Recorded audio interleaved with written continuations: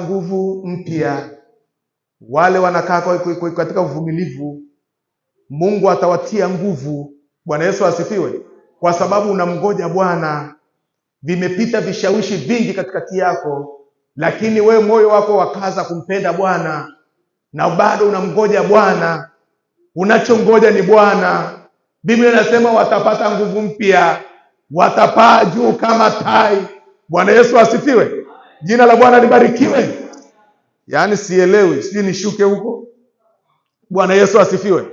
Watapaa juu kama tai. Juzi Jumani nilisema hivi, nilikuwa na tafakari kwa nini anatuambia tunapaa juu kama tai. Unajua tai tabia yake moja, hafii chini. Kifo chake hafii chini. Bwana Yesu asifiwe. Alafu tai mara nyingi hapatagi kitu cha kumdhuru.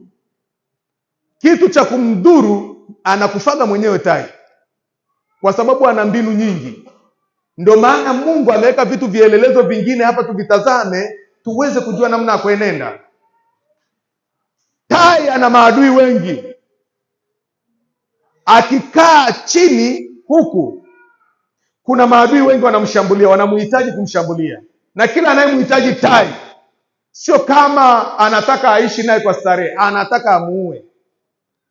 Kwa sababu tai ana madhara mengi. Sasa anasema watapaa juu kama tai. Tai amepewa uwezo, ndugu zangu. Maadui wakati wako chini, yeye huwa anapaa mpaka kule kwenye mawingu. Kama ulishawahi kumuona ndege, yuko kule juu kabisa kwenye mawingu, yani mpaka kimekuwa kidogo, hata akikutana na mawingu anakuwa chini, yeye yuko juu. Yule ni tai. Bwana Yesu asifiwe.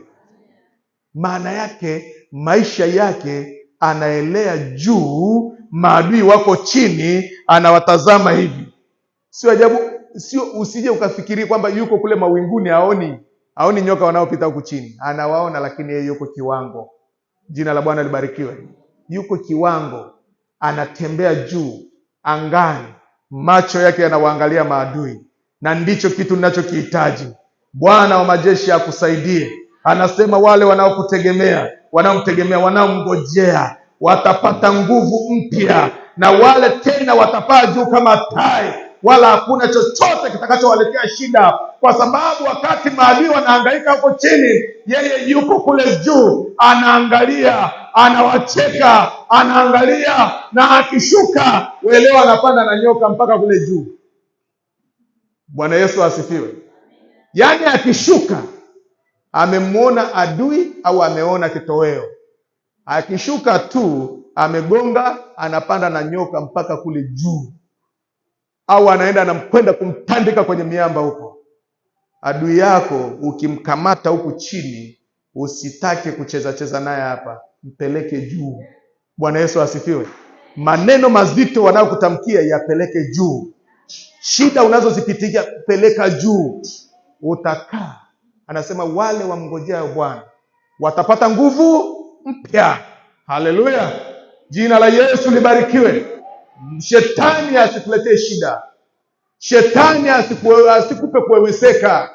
Hali ulionayo ni hali ndogo mno, hata kama imemaliza miaka mingi. Subira yako bado, we subiri tu. Huenda ikawa ni leo. Tangu jana Bwana anaahidi ni leo. Tangu jana anakutazama, anakutarajia ni leo. Kuna wengine ambao leo ndio ingekuwa siku yao, lakini hawapo kwa sababu wamekata tamaa. Bwana Yesu asifiwe. Lakini wewe ambaye upo, naomba unaweza ukamwambia Bwana wako. Unaweza ukazungumza kwa Mungu wako. Ukamwambia Bwana, ninakungoja. Ninakungoja. Ninakuhitaji Mungu. Ninakuhitaji. Katika hili ninakuhitaji. Mungu hawezi kukuacha. Bwana Yesu asifiwe. Bwana Yesu asifiwe.